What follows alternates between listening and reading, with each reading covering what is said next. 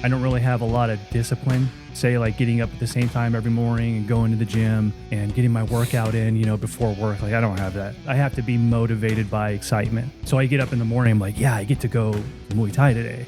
I love doing it. That's dope. Yeah. I like and that. that's what gets me out of bed. That's what gets me into the gym. Yeah. What your goals, what you want your future to look like. It's more of a self-actualization. Any success that I've ever experienced in life can be traced back to a relationship I had with a person. Life's all about relationships. You can develop a skill in one expertise, not know anybody, be unsuccessful your whole life. Trauma makes you great. You can use trauma to make you great. Mm-hmm. One thing, like Joe Rogan says, is that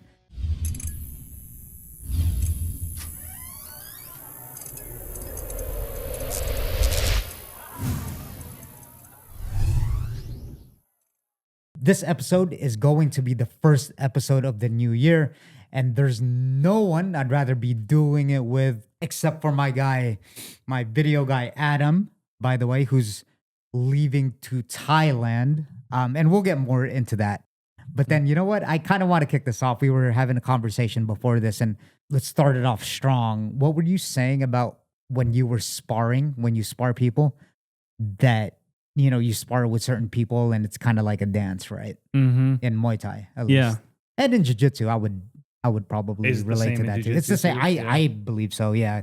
That's why I related to it so much. But go ahead. I was just saying that there's some people that I go rounds with, spar with, that I feel like our styles meld, or I don't really know how to explain it, but I feel like there's certain partners when you go around with them, you feel a little more loose and a little more cohesive, and skilled, and it's a little more fun, and you guys there's a better rhythm. And then there's some people where you go arounds with or spar that's just the complete opposite.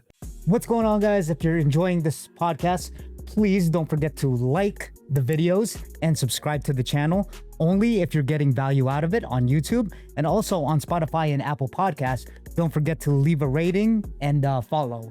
And also, I also write a blog newsletter from what I learned from my incredible guests that I have on.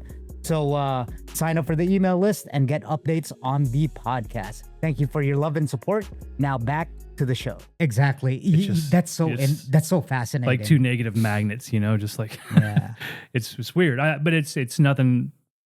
It's nothing to against any one person or another. It's just, I guess it's just how styles meld together, I guess, right? I don't know. You'd have a better explanation on why that is. But. Yeah, no, I love that. I think I completely understand it. There's some people that I actually have to compliment.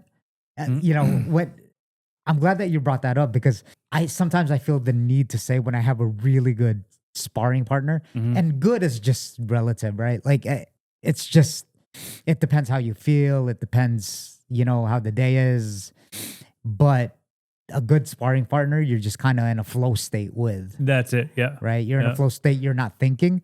And then it's just the perfect amount of not hitting me so hard. Yeah. And hitting me hard. Yeah. Right. It's that good, like, kind of, you're right. It's kind of like a magnet. It's like, it's not like a you go, I go kind of thing. It's just one of those things where it's like, I'm getting the work, and you kind of know that he's letting you work without trying to overwhelm you. Unspoken language, yeah. Unspoken agreement that you didn't, you didn't speak about even before you started sparring. Yeah. It's just one of those guys. And like you were saying that, sparring is sparring. Most cases, it's not like that.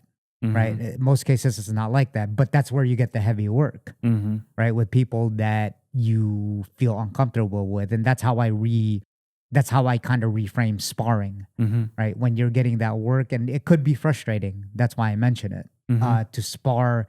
And then, like, for me, I'm a shorter fighter, right? So I'm getting teeped and shit. And they're keeping me in distance, and it gets really, really frustrating. Yeah. But that hardship obviously makes you better. You tend to realize it. You think about it in the car where you're just kind of dozing off. You're like, man, I suck at this shit. Yeah. But you think about it, and you adjust, and you just know you got better from it. Yeah. Because like I've said on this podcast before, there's no way that you can possibly suck if you keep showing up, even if you wanted to. Mm-hmm. Right? Like, even if you intentionally wanted to suck and then you kept attending class and kept sparring, there's no way that you could suck. Progress is going to happen whether you like it or not. Exactly. Yeah. Exactly. Yeah. You know, but yeah, like I mentioned, you're going to Thailand. This is the end of the year podcast. We're going to talk about biggest lessons. I have bullet points here, but we're probably not even going to go off that really stuck out to me. Mm-hmm. Right? Like there's a few things that I don't even have to write down that people say on this podcast, and I'm like, that's why I love doing this shit, because I could think of a few on top of my head that it's going to be ingrained in my brain forever. And that's why you are who you talk to and you are who you hang out with. Mm-hmm. That's why I wanted to do this podcast. Started off right, started off positive, and started off optimistic. Mm-hmm. But before we get there, so Adam, just for you guys that haven't seen our like 2 or 3 episodes that we did, he's very I guess he's a Renaissance man, I guess you could say, right? Like a do it all in a way where he likes to experience a lot of physical hardships and he likes to learn. And this is coming from like my subjective point of view. You like to mountain bike, you ride motorcycles across the country. You recently rode this year a motorcycle to Alaska, all the way to Alaska, dude. I'm like, whoa. And then you surf. You're going to go to Hawaii before you go to Thailand and surf in Waikiki. And so just an explanation of what I mean by you liking to try different things out. That's why I like talking to you. That's my main point. Like you seem, very experienced in the 46 years that you've been on Earth, because you like to try those things and you bring a lot of you've internalized those experiences, and it's fascinating to hear. Yeah, it's just like they say, jack of all trades and master at none. Yeah. That kind of sums me up. Before we get there, sorry. He is now like you recently just told me too that you're deep into like Muay Thai, right? Like that's what you're currently into, right? I mean, besides all the things that you do. And you really, really got good, and it shows. Yeah, I kind of threw. Yeah, so I mean, I have a lot of like extracurricular hobbies, but the stuff that revolves around physical activity. So yeah, I was an avid mountain biker and competitive mountain biker for a while, and then I many years ago I discovered Thai boxing, and then kind of threw all the other stuff by the wayside and kind of, went full bore with this stuff. And that's kind of why I wanted to, eventually, whenever I start something and I like it, I feel like I need to see it to its full conclusion, whether that be, for example, with mountain biking, I wanted to compete. So I did compete and I saw that to its full conclusion, at least for someone like myself who's, my age and I competed, got the experience and got an achievement. And then, and then from there on, it just continues to be a hobby for me. But, and I think that's kind of how Muay Thai will be for me as well. I don't know if I'll ever compete. I just don't think I might just be too old or, maybe not skilled enough, but yeah, I mean, I think going to my plan is to go to Thailand and actually really refine my technique. And the reason why I want to go out there is because I can get one-on-one tutelage for fairly inexpensive. Sure. So you're going to the Mecca, man. Yeah. No, and it is the Mecca, and you can go out there and you can train for cheap, and then you can get one-on-one training and just kind of be immersed in the sport, go to fights and then, be around people who are fighting and be around people who are training. And, so it's something that I'm interested in. Quick pause, guys. As you guys know, I have high-level fighters and martial artists on this podcast all the time. From your top-level pros to your everyday practitioners and hobbyists. Whether you train every day or just love the fight culture, this brand hits the same mindset, just like this podcast. Just Fight Gear is built for real training, for durability, it's toughness, and for real hard rounds. Personally, I wear it almost every day, no joke. I like it because of its durability during when you're rolling in jiu-jitsu or whether you're sparring in MMA or Muay Thai. Your favorite UFC fighter is already rocking it, like former champion Zhang Wei Li, world-class coach John Wood, UFC fighters like Nazim Sadikov, Chepe Mariscal, Jacqueline Cavalcanti, and Vince Morales, just to name a few. These threads move fast, so act now, and at checkout, type in the code SPEAKEASY15 to get a 15% discount. I'll click the links down below, so order yours today. We are Just Fight Co. Well, see, this is exactly what I'm talking about. Like, I get what you're saying, where it's like, well, you're 46, you'll probably never compete. I get where that's coming from, but what you just said after that is really what's motivating and like fascinating to me, is that you're going down there to refine your skills. I mean, you just said it right there, which is like a growth mindset. It's like you're willing to learn because something, let me tell you something from me to you. And just for the people that, again, don't know, is that Adam is my video guy. We've gotten a lot closer over the years as far as like business and friends, and our connection has gotten stronger. And what I know about you, and I've coached them in Muay Thai, but what I've known about you is somewhere along, I think I saw it this year in particular too, is that something almost clicked for your love of it. For your you didn't have to tell me. Yeah, I saw it. I saw you go to Muay Thai more, especially after you hurt your back. Yeah, because he had this one layoff where he hurt his back. You tweaked something in it. Yes, Father Time does catch up to everyone. I get it, but he came back. You came back with a vengeance. I mean, I think. Correct me if I'm wrong, but I think it's due to knowing that you progressed because you're showing up every day, and that's just an addiction within itself. It is. Yeah. Progression is an addiction. Yeah.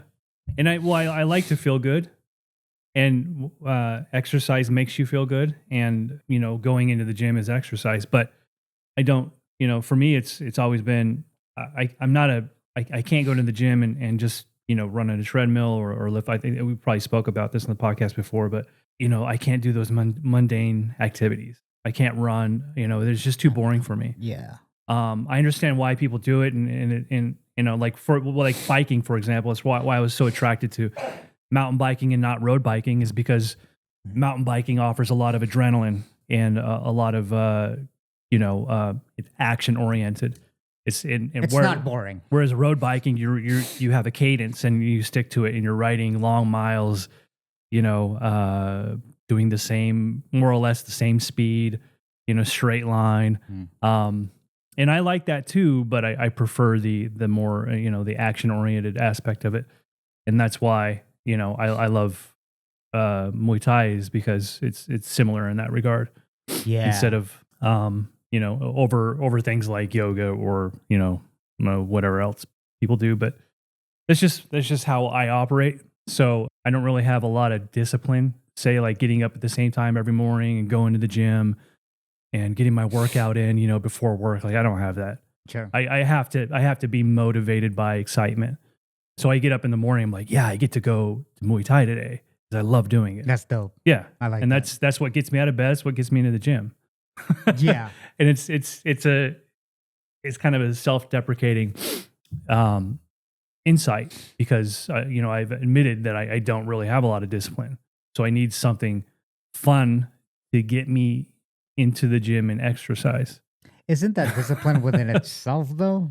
Not really. Because look, the reason why I say that is that because when you do get motivated to have fun, when whatever motivates you, which is the funness of it. Yeah. That automatically comes with discipline, because those synapses are connecting whether you like it or not anyway. Possible, yeah. So it's not to say that all of a sudden, like, since you're not going to have fun with it, you're not going to do it. We all do things that we don't like to do, but then I think you showing up because of that motivation gets instilled into your body, right? Like body always keeps score. Yeah, that's true. Yeah, you just get into the rhythm of it. Yeah, that's true. Yeah. But I like, I don't know if you ever follow like Jocko Willink or any of the stuff that he writes about, Of course. he speaks about discipline over motivation. Yeah. Like how those are two different things. Particularly discipline eats motivation for breakfast. Right, That's what exactly. He said or something like yeah, and it's totally correct, Like you can have a lot of motivation, but that's not discipline. So whatever dichotomy that he exists in, I'm not in that basket. I'm in some other basket where it's like, I mean, that's David Goggins' Jocko level. Yeah. I don't think rarely anyone's in that dichotomy level. No, but I mean, there are a lot of people who are, like you yourself, where you have discipline. You get up, you go to the gym, at a certain time, and you get up in the morning, you journal. You even told me this yourself, and you work on this stuff, and this is all. I don't have the discipline for get up in the morning and journal. Are you kidding? I there's no way I'd do that. That's why I actually have to mention this, because I can really relate to what you just said, is that nowadays, and you wasn't used to be like this before when I worked like a restaurant job, right? Right. Because it's the same repetitive thing. Yes, I'm very blessed that I got the money, and I'm very grateful for the resources that it gave me to be able to do all this stuff. But the thing is that I'm just like you. Yeah. Is that, look at, dude, sometimes I've told you this before, but I can't sleep sometimes because I get so excited of what I'm going to do tomorrow. Right. I'm dead serious. Yeah. I got bags under my eyes because I couldn't sleep last night because I was uploading that Kevin Ross episode that got me excited. Yeah. That excites me, dude. When an episode comes out at 8 a.m., I'm like, another one in the books, baby, with a legend. Yeah. Yeah. Like, isn't that so cool? Yeah. That we get to do that. We get to do that. And I reframe a lot of my sentences. Mm-hmm. Like, I'm like, no, it's not something I do. I get to do it. Mm-hmm. Right? It's like, I get to talk to this guy and, this Muay Thai legend. And all of a sudden we're here and I'm going to publish it on the internet. Like, it's weird. Yeah. It's a strange blessing. Yeah, it is. Right? Yeah, and then with the journaling thing, and of course, a lot of that has to do with incentive, right? Meaning I get a lot out of journaling. Like, it puts my thoughts on paper.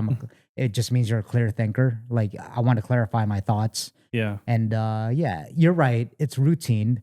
And then with the lifting, I feel powerful after I get done lifting. Like, my muscles are in fucking trauma. Yeah. And then they're just, you feel the quote unquote gains and all that. That's why I do it. I mean, the actual working out part is kind of boring. So I just listen to audiobooks. Right. But the incentive that you get after that, just like Muay Thai, man. Yeah. Like, sometimes it's hard when you're going through these trade. It's fun. Yeah, like conditioning and that kind of sucks, but it's still way more fun than, at least to me, than going to the gym and having to rely on your own person to get up on a treadmill or, lift some weights.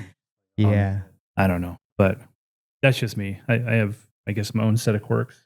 Yeah, and I completely get it. And I think the other thing that I wanted to point out is that, this is like the perfect podcast, because usually now as the podcast picked up, you have these fighters that are absolute animals, right? Like Andrew Tackett is in the best, arguably the best in the world, arguably. Kevin Ross, I mean, we know about him. We got Jerry Shapiro, who runs he's the head BJJ coach of Syndicate, and all these just fucking animals that I'm gonna have this year, by the way, which I'm excited about. I mean, shit, that's something to be, right? Like, I'm looking forward to that. But then what really makes this, not that when I talk to them, it's not relatable, but they've done so many great things that it's like, oh shit, like, sometimes I get that sometimes too. It's like, wait, how would I do that? Like, that's, they've gone through so much and accomplished so much. Yeah. But then us talking, I think it makes it more relatable. Not that we're not anything less special. Yeah. I'm just saying that, like, look, man, we do martial arts. It's not like we compete at like a high level or anything, but we love to do it. We're just like, we do it consistently. We've gotten good at it. And I think that's why people could relate. Yeah. Like, anyone could do it. Like, remember the first podcast we did was like doing martial arts in your 40s. Mm-hmm. That was a banger. Yeah. A lot of people, it got a lot of views just based on that. And if you look at the comment section on that, it's like, dude, I started martial arts in this. And then Adam had a good perspective on that. And, You know, like now my body, and now I'm like, dude, good for you, man. It's never too late to start. Yeah. And that's how we are. It never is. And you don't have to do it. You don't have to be good at it in order to get benefits from it, you know, but it's no matter what your age is or, you know, what your, you know, physicality is or whatever. I mean, you don't, I think it just gives you something to get better at, which is what I think to work on, we all need as, you know, that's part of our psychology, you know, something to work on. Like it's a little game, you know, you go in, you know, to the gym 3 times a week, and then you pick something that week to focus on, and you develop that skill, and you get better and better. And before you know it, you're in 2 or 3 years, and you know, it's a slow progression, but you don't realize it. But over time, you do get better, you know. And then I think you said the other day, your standards start to lift a bit, and then that kind of makes you feel like you're not progressing fast enough. It's a weird phenomenon. Like what happened with me is, you know, I'll get to a point where I'm like, oh, I'm getting good. Like I actually feel like I'm progressing, and I feel good. And then you pointed out that maybe my standards start to lift, and then because of that, I feel like I start to suck again. Yeah. Yeah. Even though I don't necessarily, I'm at a new stage now. Yes. And I have new standards, and I'm competing with myself against those standards. And then eventually I'll start to feel like I'm gaining more skill again, and then wash, repeat. Right. So that's kind of how it works, I think. Absolutely. 2 things to that I want to get to. We'll start off with the thing that you just said, is that your standards, I kind of look at it. I got this from Bob Proctor. He's one of those guys, like the Jim Rome guys, and you know, those motivating Zig Ziglar guys, right? Yeah. Which I'm a big fan of, because it's very motivating, right? whatever people think of it or not. But he talked about often, like, you have a thermostat, right? Quote unquote, in other words, paradigm. So when you say you're going to Muay Thai, this is just an example. You suck, you get good. You plateau, you suck, you get good.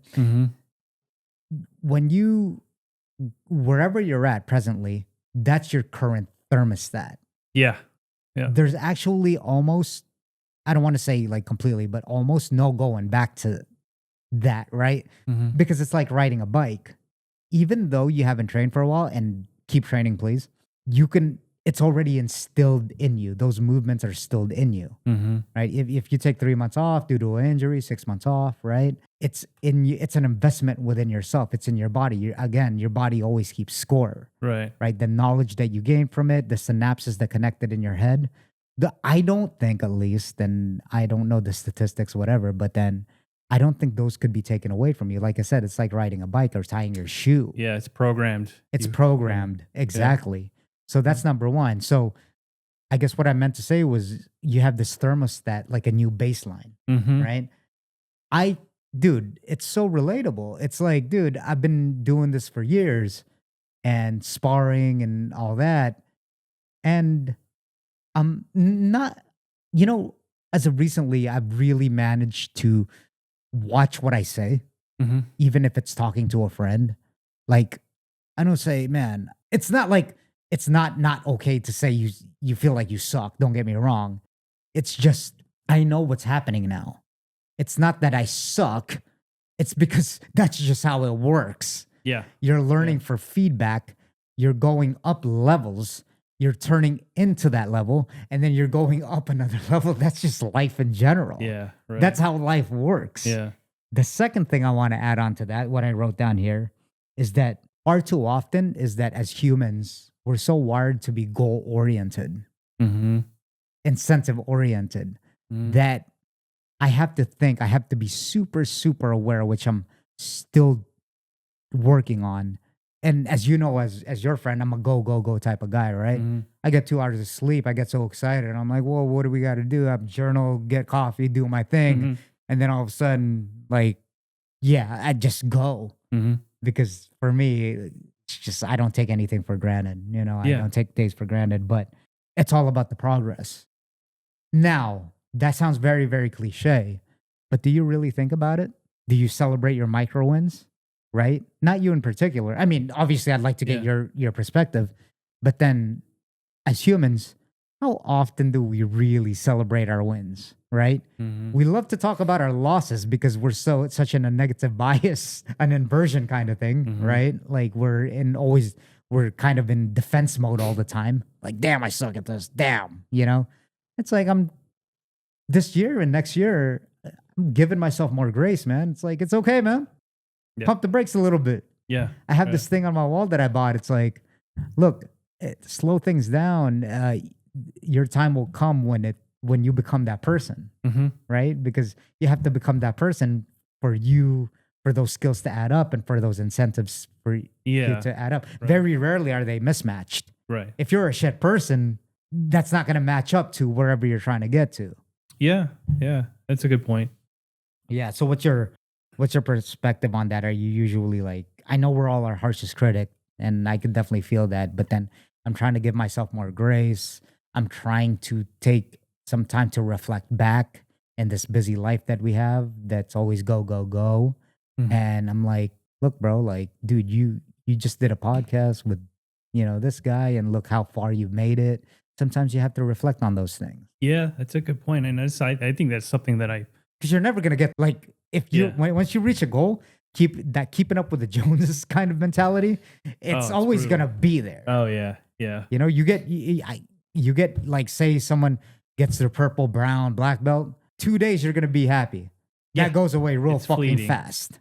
Yeah. Yeah. That's the thing about winning and losing or pleasure and suffering is that the pleasure is fleeting and the suffering seems like it sticks around forever. Right? Like when you lose, when you have a failure, whether that be in a relationship or at work or at the gym or whatever, that sticks around almost forever. You know? But if you have a win, like you said, sometimes it goes unnoticed. Or perhaps you get a belt or something or some sort of trophy. Yeah, you're cool. It's fun for a couple of days, and then that's the hedonic treadmill, as they say. Same concept. It's the dopamine receptors at play. It's like you go buy a new car, dude. It's awesome for like a week, and then you get used to it. Yeah, and then it's the reason why people buy cars is a lot of it's status, right? Whether people want to admit it or not. Like even with a dad with 4 kids with a wife, getting that fully loaded fucking Honda van with the Falcon doors coming up on a van. Yeah. He wants to impress people. Well, guess who's going to come up to, or if you get like a Lambo or something, guess who's going to come up to you? Dudes. Yeah. It's a dick magnet. It's not the people. Yeah. It's not the people. When I got that Harley, man, I thought I was fucking going to look so cool. Yeah. And, quite frankly, I thought I did. Yeah. I thought I did. But when I pulled up to the gas station, when I'd ride from here to like California or California back here, and I'd stop by Barstow to get gas, guess who came up to me? Guys. Yeah. Well, because that's it's like, man, that wasn't my target. That's the ruse though. Is people think that it was they call it the pussy magnet. But it's in reality it's a dick magnet. It's cars attract other dudes. Even especially the supercars and Lambos, the Porsches and all that. Guys are interested in things. Yes. Girls aren't interested in things. I mean, in general, they're interested in status perhaps. Yeah. But they don't care about your Lamborghini or what's under the hood. They don't care if it's a V12 or a fucking 4-cylinder, Yeah. Not the physical object. That's what I'm saying. Yeah, but guys are right. Yeah, they're interested in the nerd aspect of that whatever it is. But but I feel you, man, on that. Yeah, but I never bought vehicles for that purpose. I mean, I've been married for a large portion of my life, so it was never really. It was always like, the guy thing. Oh man, I like that car. I've always wanted that car. I'm gonna buy it. Or I want a truck because I want to tow and go out off-roading and stuff like that. So I don't know. I guess I've been a little less materialistic in that regard, which is, I guess, a brownie point and give myself. But what was our original topic? Well, you know what? To add on to that, to piggyback to that, I'm like that now. Yeah. Like I'm more self-aware. I grew up a little bit. That's when I was riding my bike like 6 years ago. You know what I mean? Like, and you're a little bit younger over here, but now as we get older and maybe what your goals and what you want your future to look like, it's more of a self-actualization for me now. It's not so much external. We need a little bit of that, I think, right? Like it makes us feel good you deserve it, whatever, you work hard. But I think now it's about the relationships. This might come off cheesy to some people, but I internalized it. Like, I think it's the relationship that you have with people, the connections that you make. I've said this before on the podcast that it's not the podcast, just the podcast itself. Don't get me wrong. I love talking to people and I love learning from them. But then it's about building.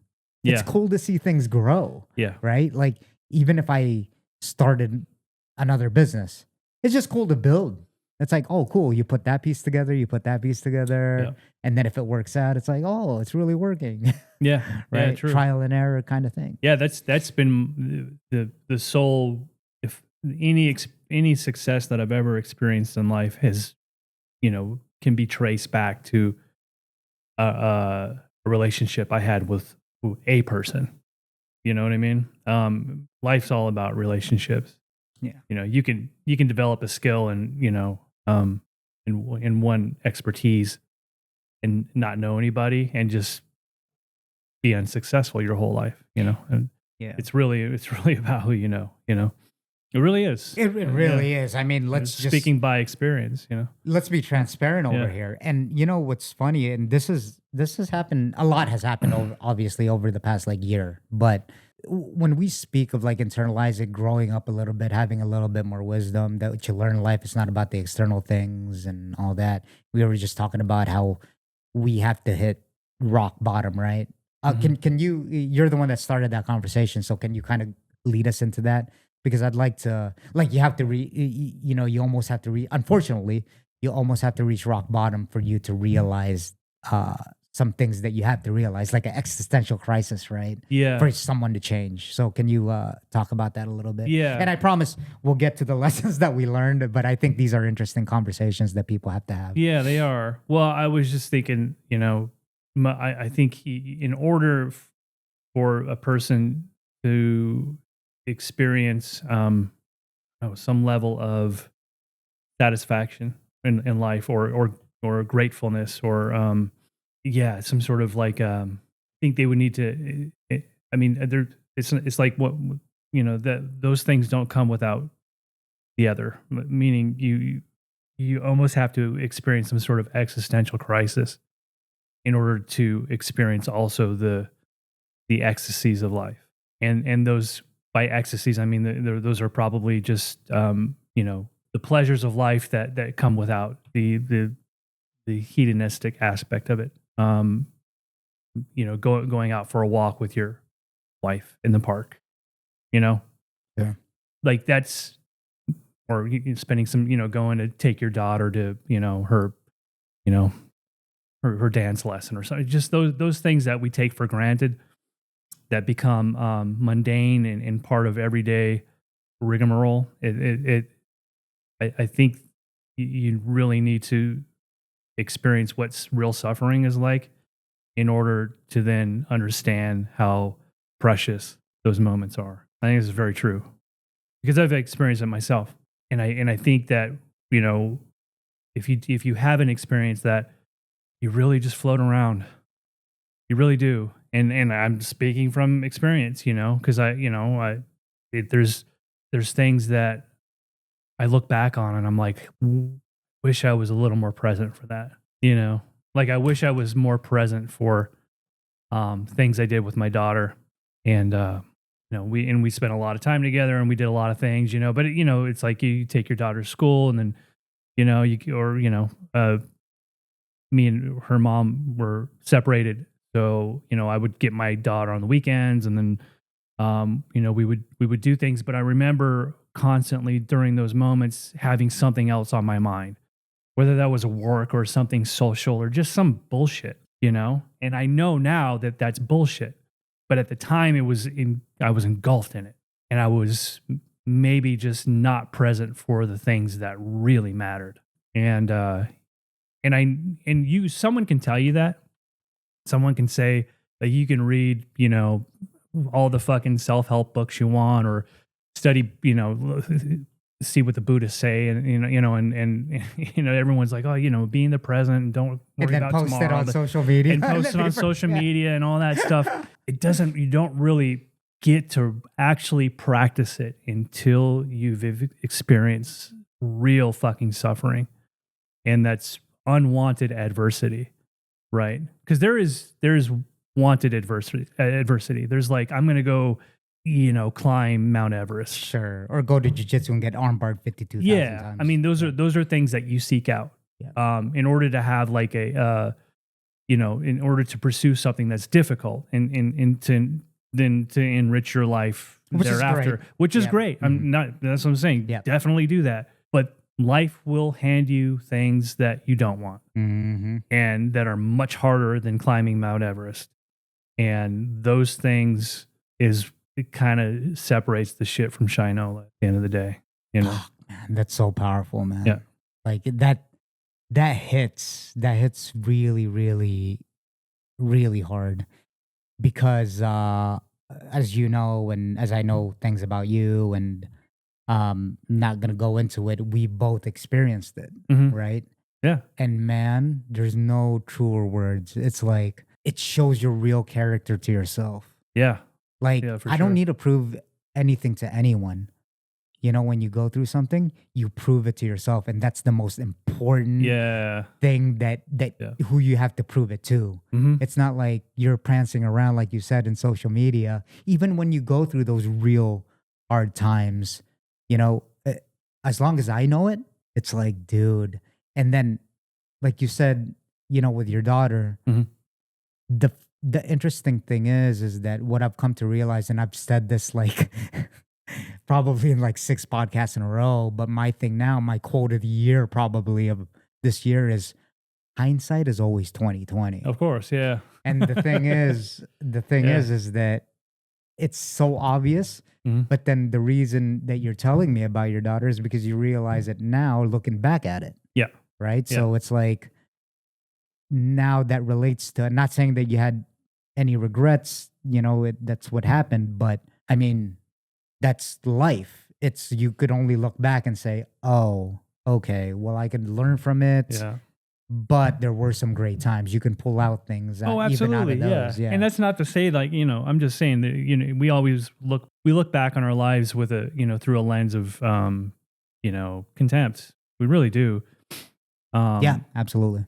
And that's not a great way to do it. You really got to look back and say, man, even though this happened and that happened and I didn't do that and I didn't do that, it was still awesome because X, Y, Z, The thing that you do pull out of that though, by looking back and reflecting, like you said, is knowing what to do better going forward, Yes. Yeah. And that's the biggest lesson in life. Yeah. Right? To face more of suffering.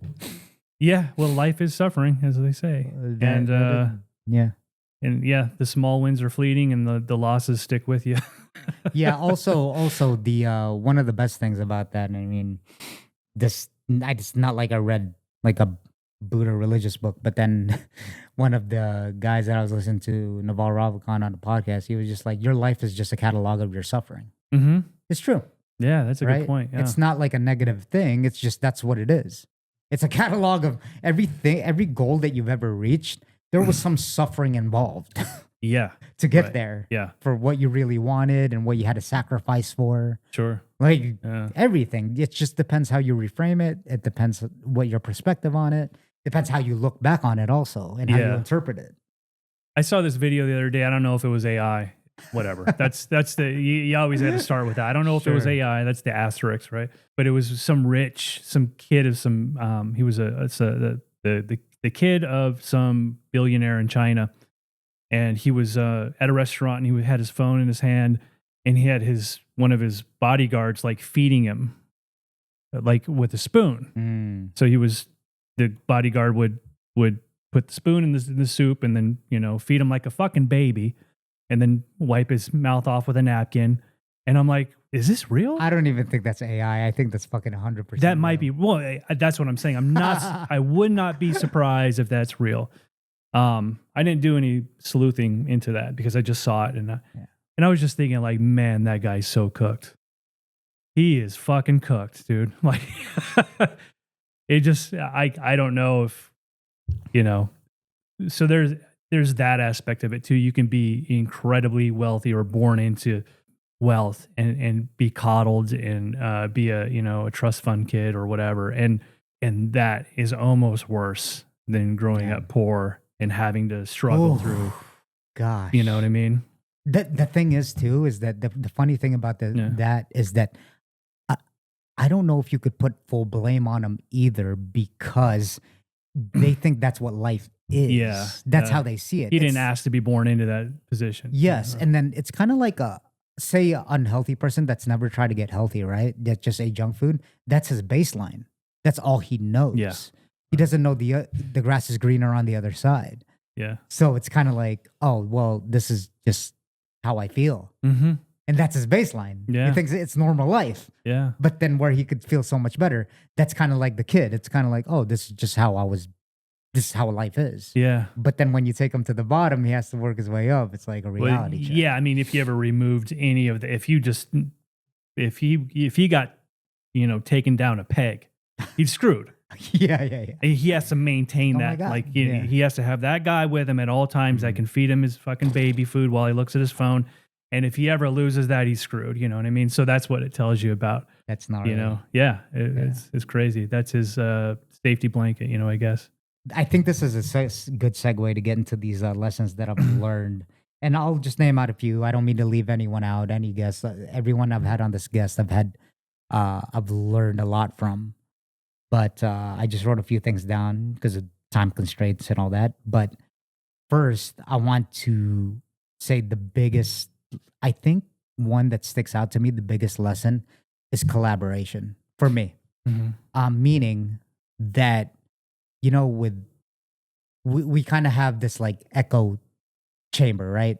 Now, that's probably the wrong word, but we have like a certain group of friends. And as you get older, those friends kind of get smaller and smaller. Yeah. Personally, for me, I'm a lot more choosier to who I hang out with, not because I'm anything special. It's just because I want to choose to hang out with people with integrity because I know every environment, every interaction that I get into, it makes me because you are your environment.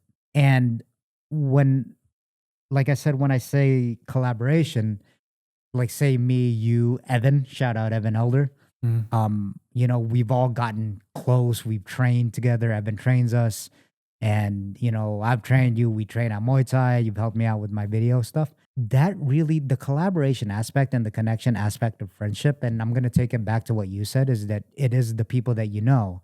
But then I'm going to like break that down a little bit even deeper, is that it's the people that you're connected with that you know, right? The right people. When people say the right people, that's exactly what I mean, is that people with integrity, good people. And I know good is like this umbrella term, but then people that give, people that show up when you don't ask them to, right? You know what I mean? It's like people that just do things without expectations because you're just connected to them and you feel like you have to do something. I think that's what I've learned more over the years, because admittedly so, back when I was younger, I was fucking selfish as shit. I was a hater. Yeah, we all were. Yeah, I was a hater. Yeah. I was like, man, I wanted everything for myself. I'm like, why is that guy successful? Ugh. Yeah. Like, it's like, look at the cringy shit he's doing. And then I turned out to be that cringy guy in front of the camera doing a podcast. Yeah. I mean, I don't think it's cringy, but then, I'm just saying that, I'm that guy that knock on people that were on social media trying to build their brand and do all these things. Yeah. And then I understand now what collaboration is. Listen, man, whatever I can do in this platform, I've told this to Evan, but then it's kind of like me with this platform, what I'm building, especially with good things that people are doing, right? If they're trying to put something out there and I really believe in what they're doing, if they're a good person, it's kind of like, okay, they got knocked down, then I'm reaching a hand, right? It's like you're kind of creating that platform, then you're helping them get up to that stairway. Exactly. Right? Yeah. Like, or you're helping them up when they got knocked down in Muay Thai. This is not a zero-sum game. It's not a zero-sum game. So if you don't look at your colleagues or I guess your other people who are doing the same thing. Yeah, it doesn't have to be monetary. It's not a competition. Yeah. Like, hey, how can I help you? How can you help me? We both benefit. It's a mutual thing. Yeah. For sure. Yeah. That's a good way of looking at it. Yeah. And I bring that up because I think that's one of my goals in life now, is my priority actually, is I've thought about my life and I've been so, like, I guess I've had the opportunity to like take care of my parents. It's a privilege Yeah. to have taken care of Yeah. them. Yeah. And I had a good upbringing. Mm-hmm. You know, they took care of me and it came in full circle. I got to take care of them. You take care of them at the, So yeah. it really made me realize like I've had a great life and continue to do so. Mm-hmm. I want to give that back. Yeah. I want to mention that because like I know like what we talked about, we could just say it on social media to act virtuous and stuff like that. Mm-hmm. But then damn, Yeah. like with the divorce rates going on and, you know, coming from an ethnic background, Yeah. they're married for over 40 years and some of their beliefs, I know that I don't agree with some of them, but then I've seen what unconditional love is. Yeah. Right. Sure. And then they instill that in me and I want to give back. That's Yeah. what I mean. Yeah. That's actually really inspiring, man. You said that before to me too. When you said it was a privilege to take care of your mom, I thought it stuck with me for a while. Yeah. I've never really heard anybody say that before. I guess it was just like pretty enlightening. Saying that, you know, you were saying, I think I was talking about your mom and you were like, it was a privilege to take care of my mom. And I think, I know, you know, I have some people in the same position right now that are friends with that are taking care of their parents and all that. And there comes a day, you know, where every sibling or, you know, every person is going to have to take care of their, you know, their parents. It's part of life. Yeah. You know, I think maybe depending on who you are, you might view that as a burden, you know, but hearing you say that it was a privilege was kind of, it shed new light on, you know, what that is. The thing about taking care of like my parents. So for those people that don't know is that my mom had Alzheimer's for a very, very long time. How long was it? It was like 15 years. She had it. She got it when she was like 55, still working at the hospital. And how long was the period of time in which she was actually needed to be taken care of? Oh, probably. Because I know it's a gradual decline, but yeah. I mean, I can't pinpoint that out because my dad was, you know, always there. Yeah. And I'd be there around, but then I moved to San Diego for a little bit. And then when it got really, really worse, I came back. All right. So he's the one that saw like the true like progression of it. But then I was here to see the real downslide of like the effects of Alzheimer's. So it was like from 55. They noticed it at work. That's why she was forced to retire. So it came early, like 55 years old. Like, you know what I mean? And then with my dad, after my mom passed away, I took over the helm and he got depressed, obviously, being married for 40 years. And we all know that when one goes, the other one kind of follows, you know, within like 5 years, something like that, because they're connected. And, but yeah, that's the lesson I learned is that from that, people would always tell me, oh yeah, you know, like when I take my dad to the hospital, it's like, man, you're very, very lucky. You know, like they tell my dad. And then they're like, oh, you have someone to take care of you. And for me, I'm like, isn't this not a thing? Like, you know, for me, it was baseline. It was like, wait, what? Like, that's what I'm here for. Right. But there are, it's very common for families to be estranged.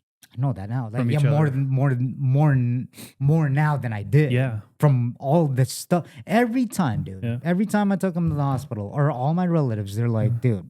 Yeah. Crazy, you got a son that's taking care of you. And that's not like a pat on the back to me. It's just you start realizing like, oh, there's a lot of shit. Like, you know, there's a lot of kids. This isn't common, right? Yeah, this isn't common. Yeah, you're like, oh, this is, absolutely. Yeah. Like, I thought that was just, that came with it. No, no, we're no longer villagers anymore, you know? Weird how this is, you know, it's, like, you know, my brother-in-law just had, you know, 3 kids. He had a one kid, and then a year and a half later, he had twins. So now he's got 3. And it's just him and his wife, you know. So, and I was talking to my wife about it just recently, where, you know, there's a term for that where it's called it takes a village to raise a kid, you know. And where it does. It does, and and especially you got 3, so it's like it. we all kind of pitched in when it, like my wife would go over and cook them meals, at night, when they first had the twins, and then, the grandma would come over, and then grandpa would come over, and, so it takes the whole family to really raise offspring. It really does. But in this day and age, we're you talk about single moms and single dads, and, estranged parents and estranged kids, and it's crazy. It's like you kind of all need each other. Yeah, you really do. Oh my because goodness. Things might be good now. I love that you brought that back when we were talking about collaboration, because that's a part of it, right? Yeah. So, we all need each other. It takes a tribe. And then I learned that from my parents. Personally, just to be transparent, I was the only one taking care. Dude, it's the hardest thing that I could have done. Like I just did my very best that I could. Yeah. I didn't know what the fuck I was doing. It's like having a kid. You don't know what the fuck you get thrown right into the caretaker role. Yeah, you learn without any experience. Yeah. Just like, wait, what? What do I need to do? Clean up the shit? Yeah. And I was one of those people. I'm like, I'm not fucking touching, but you got to do what you got to do. You got to do, Yeah. And you got to make it work. Yeah, make it work. But then going back to the positive lesson, the collaboration thing. Yeah, it takes a village. Me, you, Evan, and for those who don't know Evan Elder, he's this UFC lightweight, and we're very, very lucky to train with him, because I feel like our levels in, like, as far as learning the fight game, or whatever, the stand-up game, whatever he's teaching us. I'm like, whoosh, my mind explodes every time I even if it's basic stuff. The stuff the basics that he's teaching aren't very basic to the common man. You know what I mean? They're not even basic to me, and I've been doing this for years. That's what I mean. I had to reprogram everything that I'm doing because of what he's teaching us, and it's getting me 10x better of whatever I was. You really do. It's like the layer of the onion, like it's just throwing a jab. You think throwing a jab is simple? It's not. No. It's like learning. Golfers spend their entire lives trying to dial in one move. And that's the golf swing. You're right? It's the same fucking swing over and over again. You're hitting a ball. Now imagine having, 24 of those swings that you have to perfect. Yeah. Jab, right hook, left hook, uppercut, footwork, right cross, footwork, and then throw kicks into the mix, and then throw clinching into the mix, and then throw elbows and knees. And it becomes overwhelming. Right, exactly. And there's maybe a handful of people on the planet who's mastered them all, like maybe a Senchai or somebody like that. Yeah. But you'll never master them all. And that's just a domain. Think about MMA. I mean, tell Senchai to wrestle.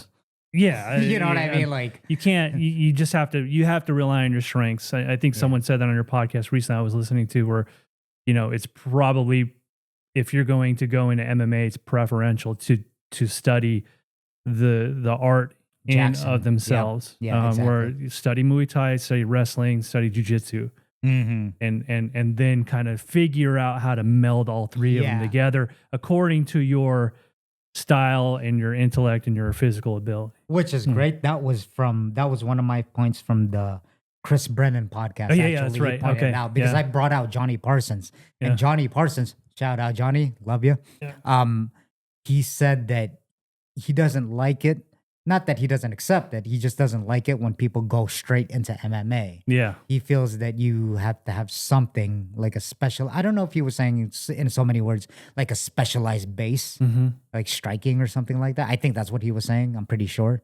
But then he doesn't like it when people just full blown do everything. Yeah, right. He wants you to have like a striking background, maybe a grappling background or something like that first. And Chris Brennan agreed. Yeah. Who is the first American fucking Nogi professor here. I mean, he's now franchised his next generation gym. And another thing, he's on this list that I wanted to talk about. We were talking about burning the boats behind you so that you can't go back, because that's one of the lessons I've learned too. And it was fascinating when I was talking to him. He took a Tony Robbins seminar, and then that's what he said: burn the boat so that you've decided you're not fucking turning back. There's nowhere for you to go but Expand forward. On that though, because I'm not sure I'm familiar with it. Whatever. So, have you heard the term? Burn the boats? No. Burn the boats. There's this, I don't want to butcher it. People can look it up, but look up the burn the boats, just Google it. And then there's this, I don't know if he was an explorer, he was a captain, but then he took his men to whatever they were invading or whatever they were trying to do. Now, the government wanted him to turn back because something had happened. He was like, no, we're not going back. He burned the boats behind him, like intentionally burned the boats so they couldn't fucking go back. So no choice but to keep going Yeah, forward. and I don't know what happened from there, but then that's like the meat of the story. Yeah. Right? It's kind of like, I think they ended up taking over. I don't know. Don't fucking quote me on that. Like I said, Google it. But then they had no choice but to keep moving. Right. There's no more turning back. Yeah. Right? Yeah. He's like, fuck you. I'm not going back. So eliminating your options exactly for retreat. Yeah. Okay. So that's one of the things that like what I've often said, doing this podcast, I'm not turning back. I've decided, right? I've decided. I'm fully committed. Everything that I'm doing, I'm fully committed. I'm never going back to a regular job anymore. I burned the boats on that. Sure. And a regular job, someone telling you what to do and all that stuff. Yeah. Not that I don't accept I'm not one of those guys where I can't stand fucking authority or anything taking authority, but it's just I want to do things that I want to do with my time in the short life that we live. Yeah. Yeah. No, yeah, that's a good way to think about it. Yeah. Moving on to the next one is here's one. Here's a fascinating one. I went to San Diego and did a podcast with AJ Matthews. Okay. And he was in Bellator. Just a fucking badass, good friends with Johnny Parsons.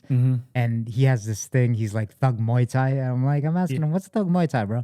And then what he was mentioning to me on the podcast, which made me feel really good in a sick way, is that with all his experience, and he even trained down in Thailand, he doesn't even know what actual Muay Thai is. And he says most people don't. And that put a relief in me. And what does he mean by that? Okay, so he means that Muay Thai is just this like triangle, right? It's like you kick, check, you punch, kick, check, defend. That's what it is. That's what it is. Yeah. That's what it is. Yeah. And it's like, I never understood even the style of Muay Thai. And I'm going to come back to that. But then recently on this content that I was watching on YouTube, actually it came from Gabriel Barga. I kind of had a clickbaity thumbnail, but he said, foreigners shouldn't do the Muay Thai style. Okay. And this guy's a world-class glory kickboxing champion. So what he was saying in that video is that you're never going to match up. This is obvious, but you're never going to match up to someone that lives and breathes Muay Thai and fucking Muay Thai. Since age. Yeah, 3 or 4. And they breathe the culture. Yeah. Even. Right. Yeah. And most foreigners, they don't understand what that is. So they try to do the Muay Thai style. Doesn't mean you can't do it. That's not what he was trying to say. Yeah. It just means that if you're going to go fucking Muay Thai for Muay Thai and not have your own style to it, like a Dutch or, something. Right. It's like, you're probably going to lose every time. Yeah. So relating back to AJ Matthews, it caused so much relief for me because I was like, okay, this is Muay Thai. This is how it is. It's like, no, implement the style that what you've been taught along the way and just don't stick to the Muay Thai because you'll never get as good as those guys. Not that that's the goal. The goal is different for everyone. But then to do the pure Muay Thai style, it's like, look, dude, people have been doing this shit since they were 5. Yeah, of course. Yeah. Yeah, you're not gonna compete there. You're not gonna go to Thailand for a couple months and then go, oh yeah, like there's no way. I mean, but even for myself, like I said, I'm nobody, I'm nothing, I'm not very skilled, but I even noticed that I implement a little bit of boxing in my style. Yeah, absolutely. And that, why is that? Because it's not because I did train some boxing, prior to Muay Thai, but I think it's just because I've watched boxing my whole life, that once I start to get into some rounds and do some sparring, get on the bags, it's just kind of in my spirit somewhere, to have a little bit of head movement and a little bit of, the little bit of footwork that kind of derives from the boxing style itself, which is a very westernized, style of fighting. So yeah, I mean, there's that too. And I probably will never lose that, even going to Thailand for a couple of months and training, I'd probably still implement that no matter what. Yeah, So, exactly. that resonates with me a bit. Yeah, and the thing is that why would you want to just stick to one style? I mean, it's supposed to be fun. right? Like, with your boxing, it's kind of like, that's cool that you implement boxing. Like, I do a lot of that. I do a lot of head slips. I do a lot of rolls and stuff like that. Yeah. Like, when you fight me, I'm always moving. I just don't stand there and fucking take it because I get the shit beaten out of me. Right. Like, against bigger guys, like, I have to move. And I have to move. You have to get into the pocket. Yeah, I got to get in the pocket. And then even with this, this is great that we're talking about this because John Wood, this clearly stuck with me since I'm mentioning it. But he was like, why are you going in? You're getting your hits and just standing there. I'm like, well, because, I'm already inside. He was like, no, dude, like, I'm going to clinch you up. And like, he said something along those lines, like, get in and get out, right? Get in and get the fuck out, bro. Yeah. It's just one of those things. That's not really traditional Muay Thai style. No. It's like, okay, bang, keep banging them and then keep going, coming forward. Yeah. Kind of deal. But then it's something so simple like that, especially hearing it from a world-class coach. It's like, there's other ways to do things, not just that particular style. Like, don't be caught in one box. That's it. And you watch a lot of really high level Muay Thai, especially, in one championship and stuff. It's like, they don't even need a ring. It's like, they don't need this 12 by 12 space. Just put them into a little closet. Because that's all they're staying in one corner and they're just exchanging one after another. Catch. Check, return, check, return. And where you watch pure MMA and the stuff that Evan teaches us. I mean, it's the nuances are a lot different where they're moving around more, circling the opponent, and then there's an octagon. So, a little harder to cut off the ring, because it's more circular than it is square. Yeah. So you don't really have any corners, but there's a lot of movement, a lot of lateral movement, a lot of boxing like, footwork but also keeping, some elements of Muay Thai I see in there, or Dutch kickboxing where, your stance is a little more wider and you're, so yeah, it's all, I think it's all fascinating, man. Yeah, and you can't traditionally check. I know we're going into like different domains, but then you can't like traditionally check and put your fucking... Right. There's no high leg checks like there are. Yeah, right. Yeah, even, dude, that's so funny. Henry Hoof was saying it. I was just watching that. Like last night, I just heard, he was like, no, none of this shit. Like he was talking about like the knee. Yeah, if you're in Muay Thai competition, then obviously you do that. But then he was talking about like, I believe it was MMA striking. It's like, don't do none of that shit over here. Like, just turn your leg, keep it simple. Right? Yeah, well, if you do a Dutch block in Muay Thai, that's a point. Exactly. You got hit in the arms, whereas you're supposed to check right with your. Yeah. Which again, AJ Matthews was mentioning. We don't know how to score Muay Thai. Even he doesn't know how it's scored. Right. If you watch a Muay Thai fight, you don't know who wins. Most of the time, like it's just like based on the judges, it's like, oh, I lost. Okay, well, I don't. Yeah, the guy who's the most bloody, I guess, is the winner. right, exactly. But so the next one is Kevin Ross will work from front to back. So trauma makes you great. You can use trauma to make you great. One thing, like Joe Rogan says, is that look, John Jones is a gifted athlete, but the craziness in him is also what makes him great. And that relating to Kevin Ross, talking to him, I think with all what he faced throughout his adolescence is what made him great in Muay Thai. It's what really motivated him to be a legendary fighter. Right. Maybe it was a reframe, maybe it was a chip on his shoulder, but then he used it as fuel. He also said that he had a natural base for cardio too. Yeah, sure. Maybe, but then so do a lot of people that get into the sport. Yeah. Right? But I think maybe that's far and few between. I think there are some people out there who have just an uncanny ability for cardio output. Sure. He might be one of those people. Yeah, Marab, Kevin Ross, so it goes a long way. Yeah. Especially in this sport. What was it that Teddy Atlas said about Mike Tyson, though? There's a quote you should look up, Teddy Atlas, because everyone considers Mike Tyson to be one of the greatest boxers of all time. And after listening to what Teddy Atlas had to say about Mike Tyson, I no longer consider him to be one of the greatest fighters. And he's my favorite fighter of all time, Mike Tyson, because it was just the era. I was a kid at the time, and I grew up watching Mike Tyson. It was phenomenal, and it was a hero of mine. Is he the greatest boxer? No. And Teddy Atlas says, Mike Tyson was gifted athletically, and he was gifted because he was bullied and he sought out boxing, and he was a once in a lifetime athlete. But as soon as he faced adversity in the ring, he lost. Ooh. Or outside of the ring. Ooh. As soon as he got wind of fame and money, he lost as a fighter. He lost that battle. And he got in with, a Buster Douglas, a guy who was a 100-to-1 underdog, and he lost to him. Fucking Evander Holyfield, Lennox Lewis. And then after he lost that fight, he pretty much lost the rest of the fights.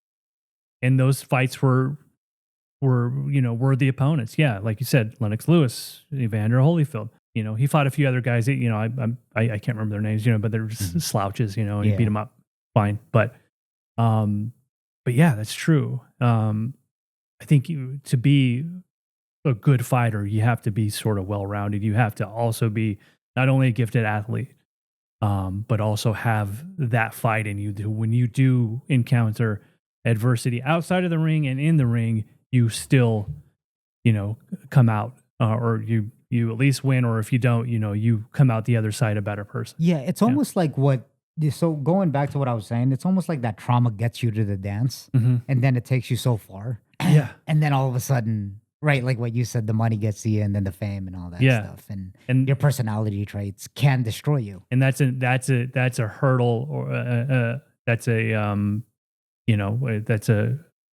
hurdle that you have to jump over. Right. Yeah. Exactly. Someone like a Mike Tyson couldn't. Right. Yeah. But putting that that point into a positive note with like Kevin Ross, you can reframe your traumas. That's it. To make you great. Yeah. Right. You can be like, well, this happened to me. That's why I'm going to use it for good. It's kind of like if you get angry, anger is not bad. It's just an emotion. Nothing's good or bad. It just is. But you could channel that in a way to where it becomes positive. That works out for you. Yeah, sure. Yeah. That's the same goes with trauma. Now, if you're clinically depressed off of it, you should probably go seek professional help. Don't get me wrong. Right. But, sure. Yeah. Yeah. Next one is Andrew Tackett. I'm going to say something that's very, very common within successful people. And it's very cliche, but it's cliche for a reason.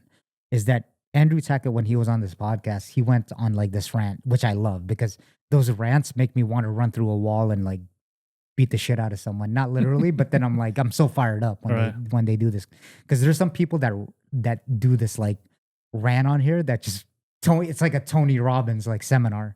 Sure. And he was saying that it's so important to have people around you that verbalize it, not just that say that you're doing a great job.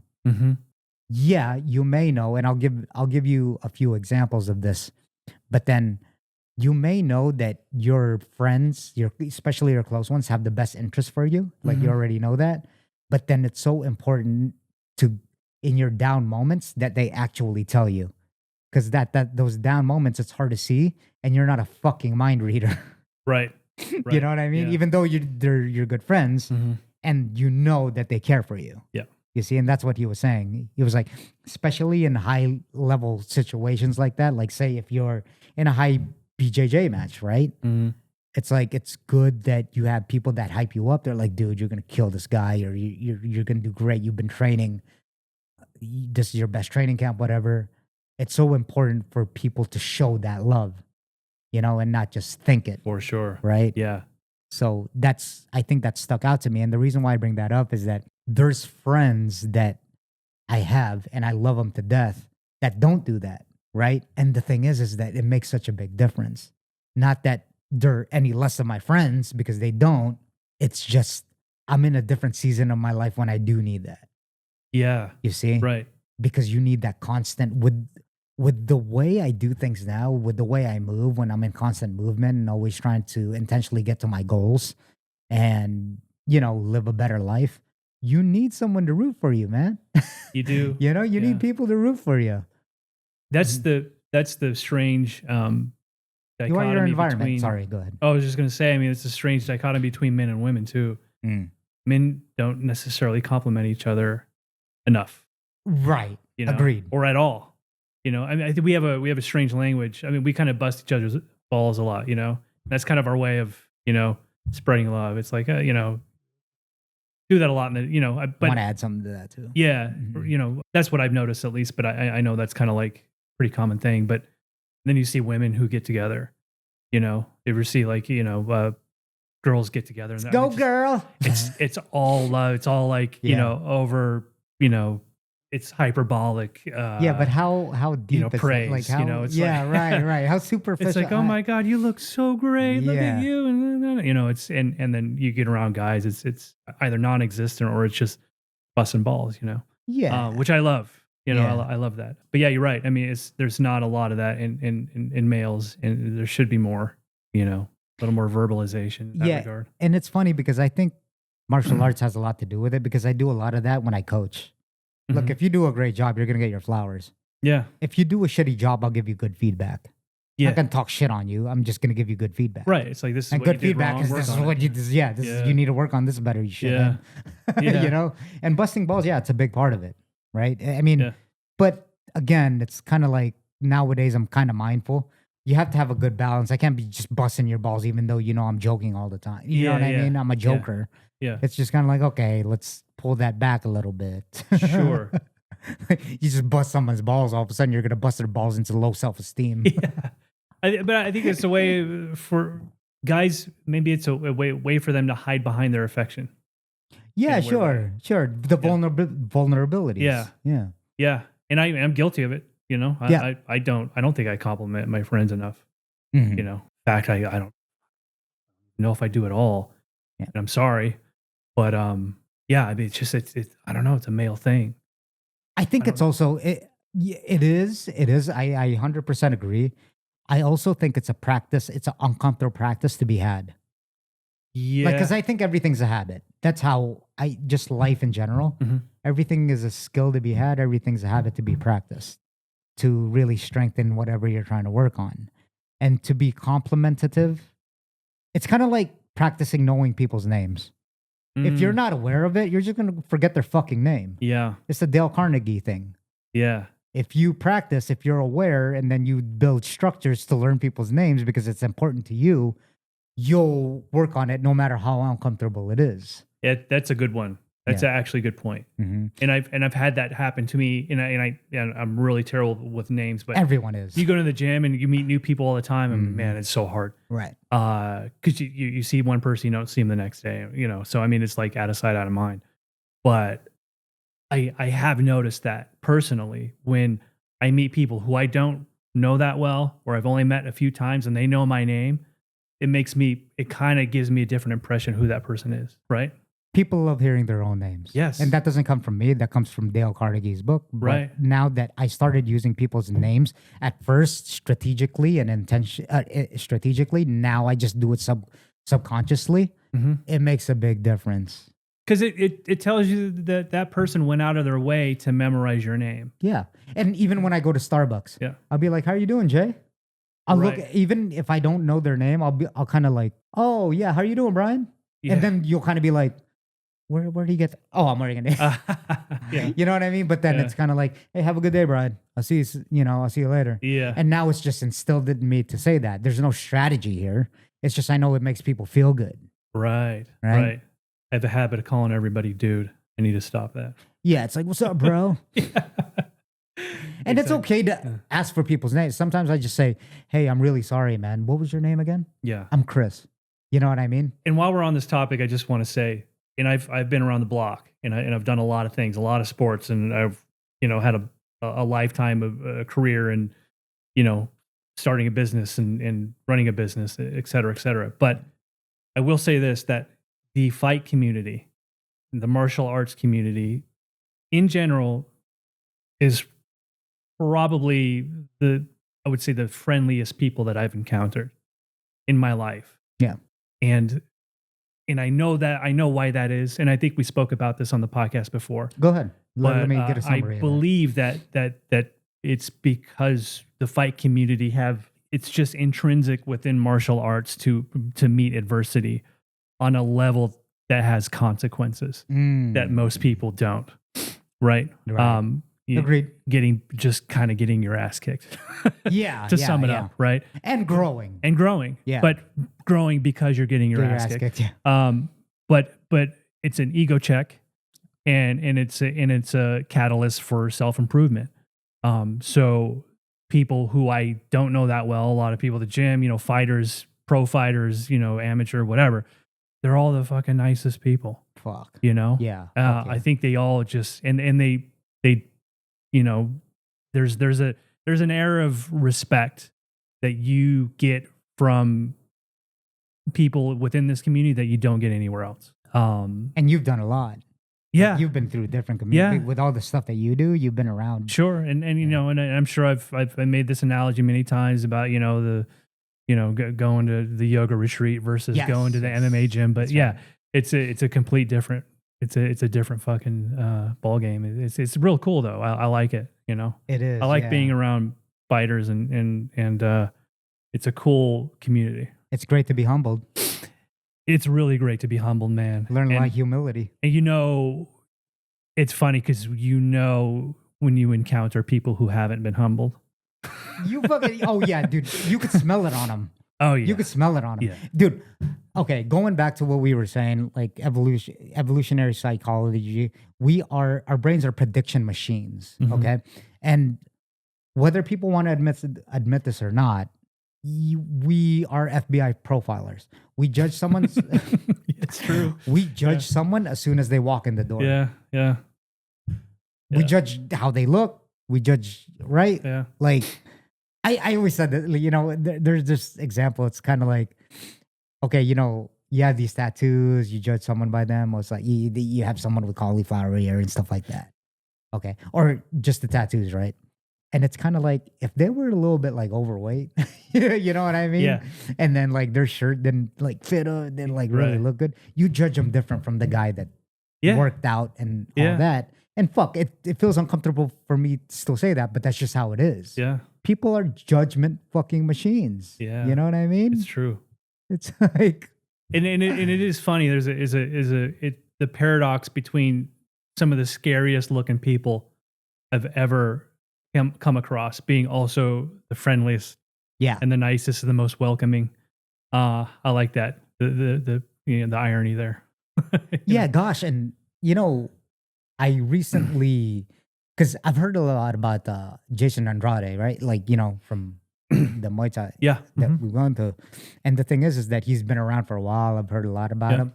And dude, it was such a pleasure to meet him, right? But then in your head, you're kind of like, man, he's been around for a while. He's the nicest guy in the world. Sure. And by now, we should know this from all the gyms that I've gone to, like Carlsbad Kickboxing, and everywhere.